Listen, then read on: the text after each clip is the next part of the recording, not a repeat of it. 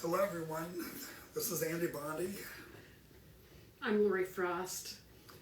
and we're going to talk to you today a little bit about Pecs, its history, Long history.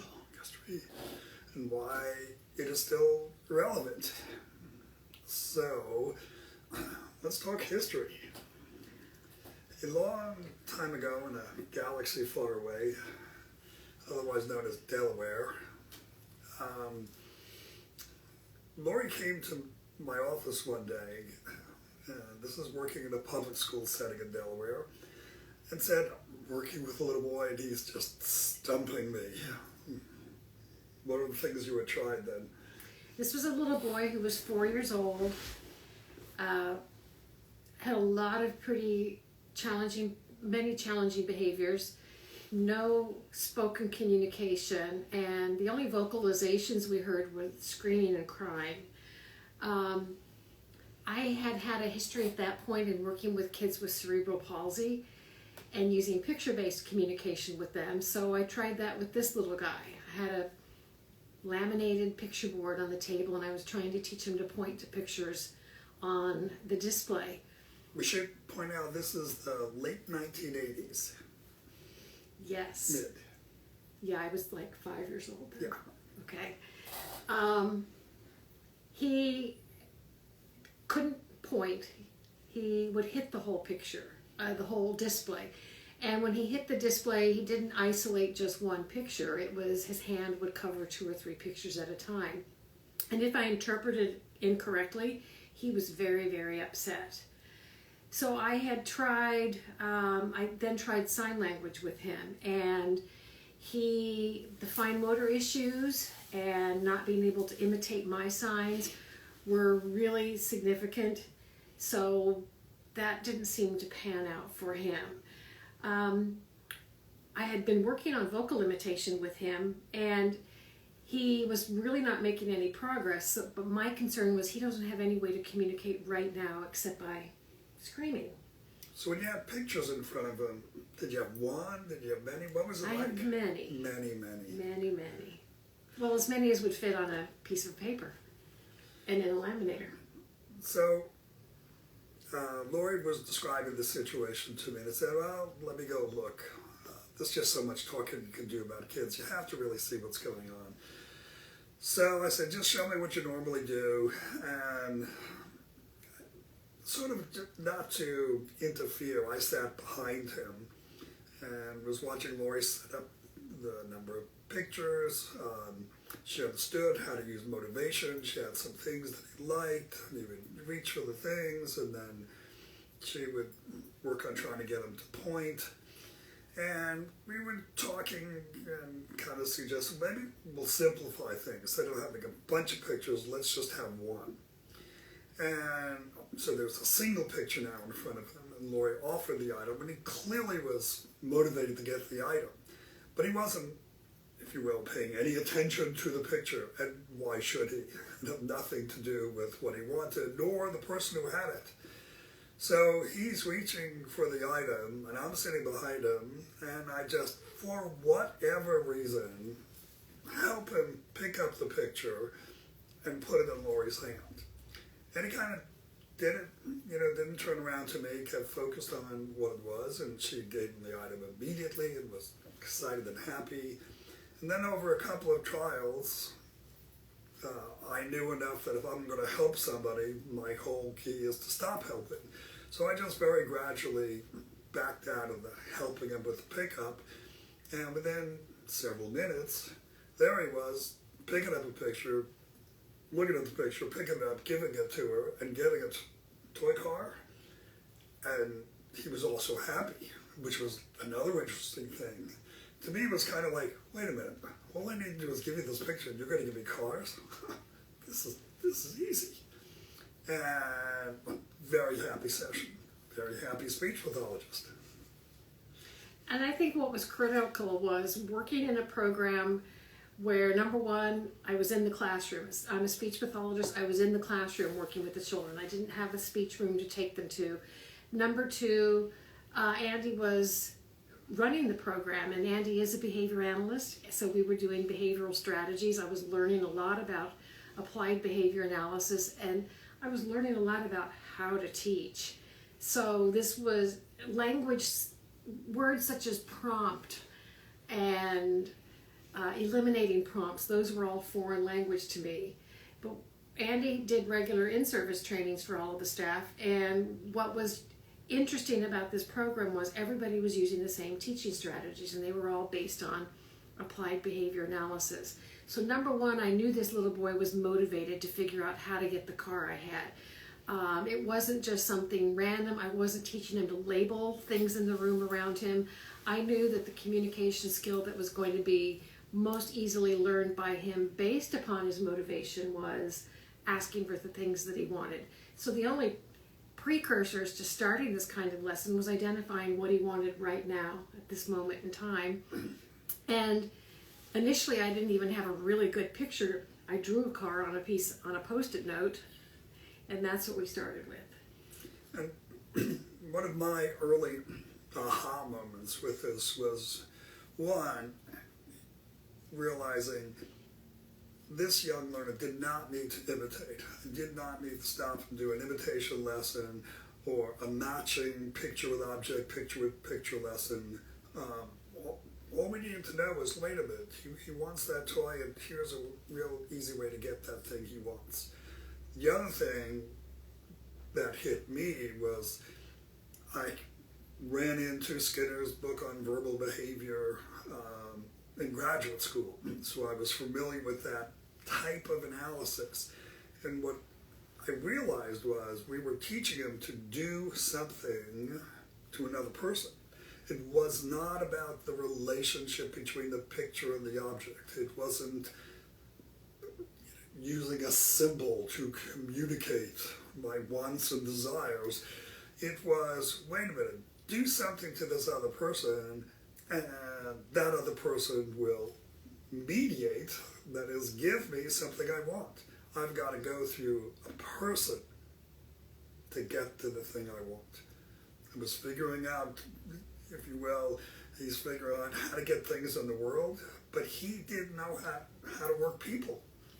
And if you will, that's what communication was about. I could open boxes and climb on tables, but how do I work these people around me? And that's what the first lesson in Pecs is all about. Yes, there's a picture there. And this is what continues to throw people. Oh, he must know the meaning of the picture. That's not the first lesson. The first lesson is, she's got something I want. How do I get her to give it up? That's the first lesson in Pecs.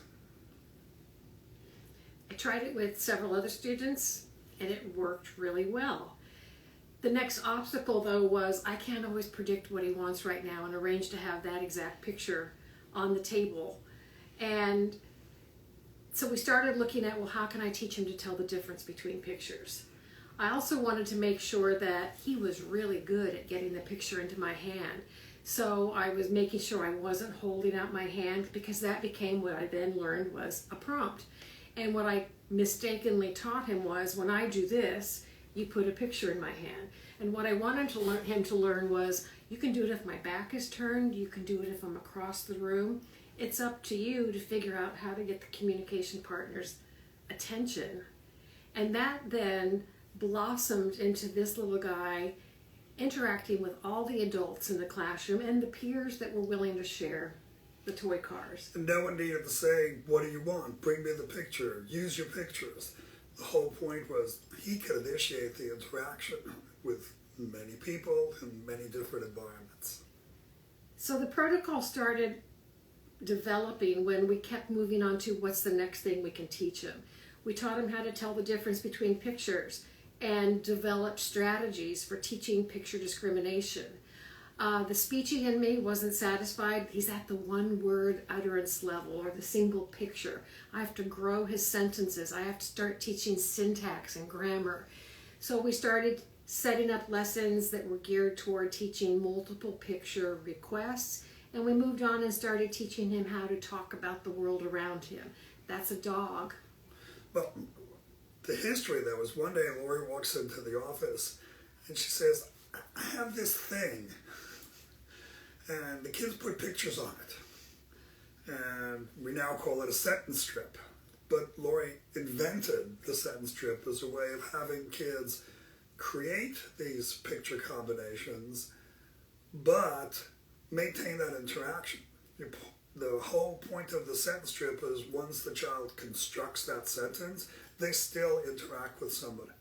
Now, did we try to bypass that? The answer is yes. Okay, we said, well, why can't he just point? Why don't we go back to pointing? Pointing's quicker. And what we found was some of the kids would sit there and tap on pictures and not move. Tap on pictures and not move. Just wait for the world to come to them because they touched the magic pictures. And we realized, we were taking away the interactive part of communication. So the sentence strip was this very clever creation by Lori to maintain that social interaction. And then as I watched it, my teaching mind got into what's the best way to teach, which picture goes first, what's the grammatical structure. The interesting thing is at this point, even though it's I want toy, it's not grammar. That's the tricky part. Everybody thinks, we're teaching combinations and things like that. We'll get there. But for me, the parallel was when Lori was mentioning one word use. The typically developing kids, when they're using one word, they can still convey whether they want the item or just telling you about the item. It's a request or a comment, demand or attack, whichever way you want to describe it. How do they do that? By modifying their tone of voice. Typically developing kids acquire intonation patterns with the development of vocabulary. And yet with pictures, essentially it's the same challenge. Here's a single picture. How do I get somebody to understand I'm using it to ask for the cookie versus just saying, hey, look, there are a bunch of cookies on the table. So children using pictures need the equivalent of intonation. And that's what the sentence starters in English are all about. And the speech pathologists in the program, we were all explaining to Andy that in typical language development, kids develop this distinction between a comment and a request when they're still using single words. Yeah.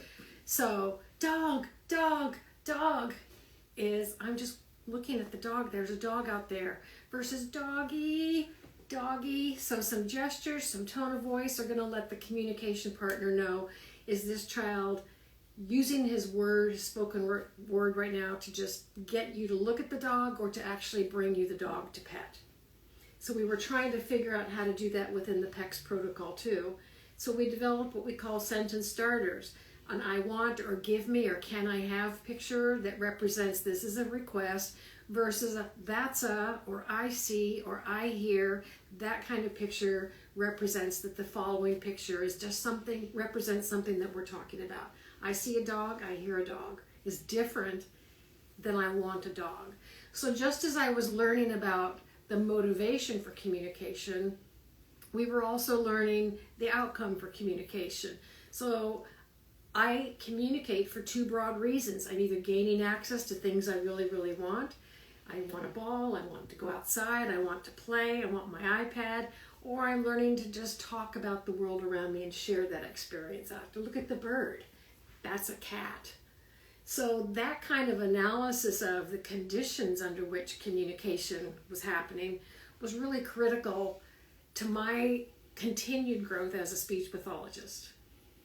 So what we needed was, we could see that, got the child to use a single picture, and they're asking for something, and they can make choices, and how do I go from this requesting thing to this commenting thing? How do I can't work on all of it at the same time. I mean, the fundamental orientation and teaching strategy is one lesson at a time. Not two, not three, one lesson at a time. So the Pecs Protocol and all of its phases was really a way to design the sequence of skill development that starts with that single picture. It does start with a request, but moves towards commenting answering questions, using attributes, and expanding communication skills. One day, this was probably maybe a year after we'd kind of formalized the Pecs Protocol, we were teaching kids to put sentences together and exchange the whole strip. One of my students came in one day and he brought his Pecs book with him. I had things set up that I knew he really, really liked. And before he put together a sentence strip, and as he was handing it to me, he said, "ball." And my initial request was, "Well, you don't have the picture stripped into my hand yet. I can't give you the ball." Reaction. What? Your reaction. My reaction was, this is the picture exchange communication system. You need to get the pictures all the way into my hand. But he had paused here and was saying ball. And then my brain clicked on. And I was like, wait a minute, he just talked. So we had a party. That was when we started recognizing that a large percentage of our preschool children in particular, once they got through that stage where we were putting sentences together, picture sentences together, they started developing speech. So that led to thinking about, well, how do we start encouraging speech? How do we, some kids were doing it and we didn't notice the how or the why. So obviously we want to think about how do we encourage it. Notice the term that we're using here. We wanted to encourage speech. We knew we could not make children speak. I mean, sorry, every parent of every child has figured out, I can't make her speak. I just can't. I can shake her, I can squeeze her, I can, do interesting things, but I cannot make her say any particular word. And the same is going to be true of kids who are having difficulty acquiring speech. So we use strategies of, delaying an opportunity, kind of like when we teach kids a nursery rhyme. We start to sing the song and then we stop and we see if they fill in the blank. So Mary had a little lamb. And here what was interesting was we saw two patterns. We saw some kids fill in the blank. Right, with speech. With speech. We saw other kids imitate the first part of it. And we were never able to figure out which kid was going to go which way. So it's an issue of finding out kid by kid. So today there are iPads and tablets with all kinds of communication apps on them or AAC apps on them. Is Pecs still relevant? Well, the very simple answer is yes. Number one, even though we are old and we're describing things, 30 years ago, guess what? There were devices back then. Yes, they were $10,000, but there were... And they took 3 hours to program one word. Voice output communication... Aid. That's what they were called back then. And were very expensive, but they existed. And we did have a couple of kids in Delaware that tried some of them, but again, what we saw immediately was some kids, when given a device early, without training on interaction, would play producing sounds. Some kids would press cookie, cookie, cookie, cookie, cookie, cookie, and there was no interaction. If somebody walked by, did he press the cookie button? They might go over. But what was missing was the key of communication is do something to a person, not do something to a thing, including a communication device. So today, the technology is better, the price points are vastly different, but if you will, it's the same issue. If I give a child an iPad with an app on it or a dedicated device, the question still is, what do I do with it? How do I use it to interact with somebody? Nowadays, the other issue is, it's probably rare to see many young kids who have not played on an iPad, played a game. Well, if I stick an iPad now in front of a kid, it's got a communication device, but the kid has already learned to play a game, the game is a toy. Say that again? Playing a game on a device is like playing with a toy. It's me and the toy. I interact with the toy, I get pleasure out of the interaction with the toy. somebody could watch you and say, oh, Andy's having a fun time on his device or his toy or playing a guitar. It doesn't matter. It's me and the thing. Including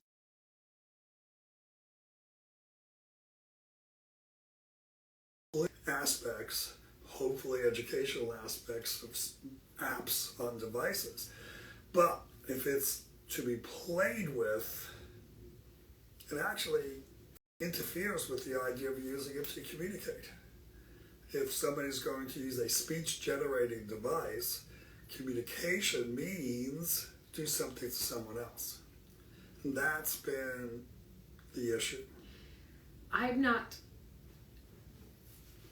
saying that there isn't a place for SGDs or apps on tablets.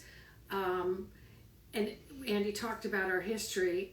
I had a history before working in this program with children with cerebral palsy, and their motor skill development was so involved that they were not going to touch a picture or pick up a picture or point to a picture. We had tried pointing devices with them, and I had used some of the very, very old original speech generating devices with that population with great success. But they, first of all, understood interacting with someone else and how powerful that can be. Whereas our kids, especially our very, very young kids with autism or related disabilities, tend to not value interacting with other people. So I think there's this nice overlap with Pecs and SGDs or Pecs and tablets with AAC. But what there also is this huge body of research now developed over the last 30 years on the percentages of, the numbers of young kids who develop speech and don't need Pecs anymore and won't need a device. Our earliest observations on over 80 students in Delaware, which was published in 1992, noted that about 85% of them acquired speech within 6 months to a year after starting on Pecs. The great majority of those kids did not need any picture system. Okay. Of the children who did not acquire speech, when we looked at those children, the great majority of those children had a number of cognitive issues which undermined a lot of communication development expansion in any modality.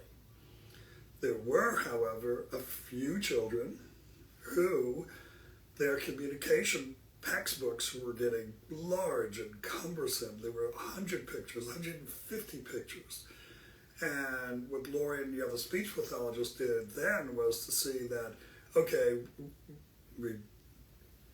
we'll continue to do lots of things to try and promote speech development. But in the meantime, here's a youngster whose communication skills are expanding. And then Pecs is becoming cumbersome. So an electronic system serves a very important function for those individuals, because then the communication on an electronic device can be virtually unlimited. And the sentence structures can be infinitely complex, if you will. But the issue was, and again, it was,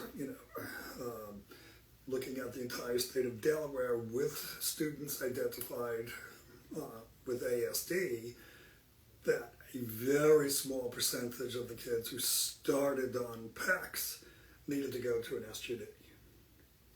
And back in the old days, those SGDs were the clunky, very expensive, very heavy, very non-portable devices. Technology has changed.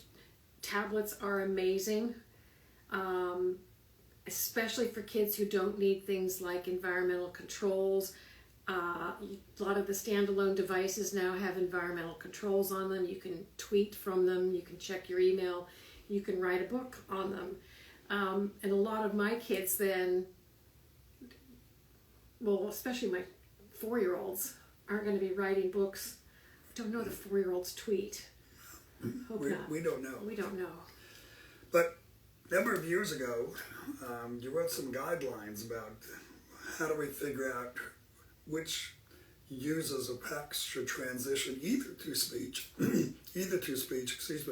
or to a device. What are some of those recommendations? One of the first issues we dealt with was, this is my child who came into the therapy room and said his first word. My initial reaction was, throw his PECs book away, he talks. And if I had done that, I would have left him with this repertoire of one spoken word. Maybe he would have developed some more, I don't know. But we celebrated that he talked, but we went on and continued working with this PECs book to continue to grow his language. As Andy said, several of our children started developing really large picture vocabularies that became cumbersome to manage. So we looked for options for transitioning those children to some form of electronic device.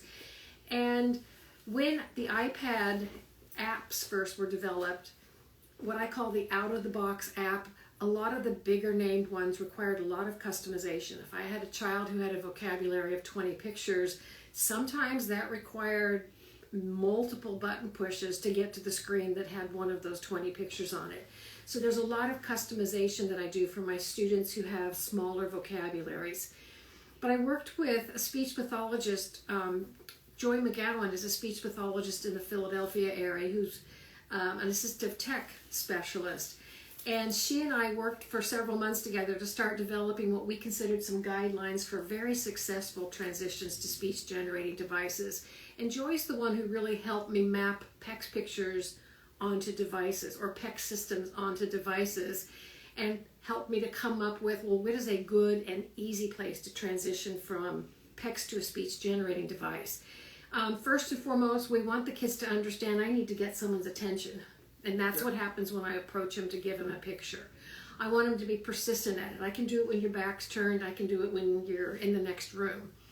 The next thing is, because these devices are going to come with full displays that require customization to limit the number of pictures, I prefer for my students to have mastered picture discrimination. Because if he hasn't mastered picture discrimination when we start using a high-tech app or device, there's a lot of customization that we have to do to limit the number of pictures and then systematically teach picture discrimination. I also really want my students to have some history of combining pictures, because that's going to be the mode, the strategies that we're going to be teaching with the SGDUs. So transitioning in the middle of that sentence structure from starting with essentially a PECs book and finishing on a device, that's a relatively easy transition. So my preference is I'm going to transition when the kids are through phase 4. The other issue is, let's face it, everybody is convinced by the nature of these devices that because they speak, they have to help kids acquire speech better than PECs, because the pictures don't speak. Well, the issue is, of course the pictures don't speak, but we do. All the teachers do, mom and dad, everybody speaks at the point of the exchange. So the kids are hearing language, hearing it in connection with what they're doing, and connection with using the pictures. So as we've said, we've seen rapid speech acquisition by many kids. There's a very important study by Laura Schreiben and Aubin Stamer, published a number of years ago, looking at a large group of kids using PECs, 19 children who were 2.5 years old with ASD and had 10 or fewer spoken words at the start of the study. Okay, they were comparing PECs used to pivotal response training, a package they had developed. But what they found was the kids on PECs, in 6 months, the group average was almost 90 spoken words. No different than the speech-alone group. And yet, some of the kids in the speech-alone group and in the PECs group acquired no speech. Well, all the kids in the PECs group acquired communication skills with pictures. So, if you will, one versus the other is always a little riskier than what we've always suggested, especially with the youngest kids. Do PECs immediately, do not wait, and of course do everything you can to get speech going. It's not an either-or issue.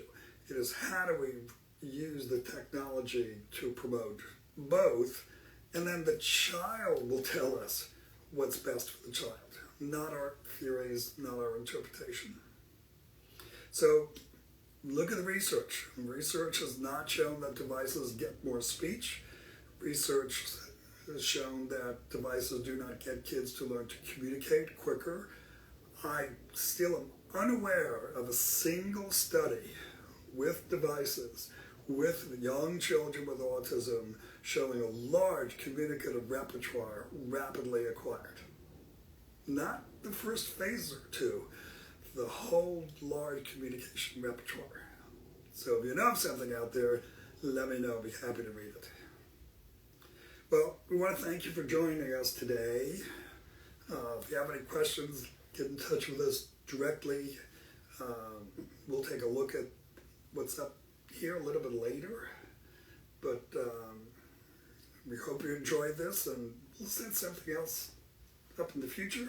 Try it again? Yes. All right. Our next goal is to learn how to tweet. You will. Then I'll follow suit. We've done Facebook and Instagram. That's next on our list. Yes. Okay. Thanks, everyone. Thanks, for joining everybody. in. Bye-bye.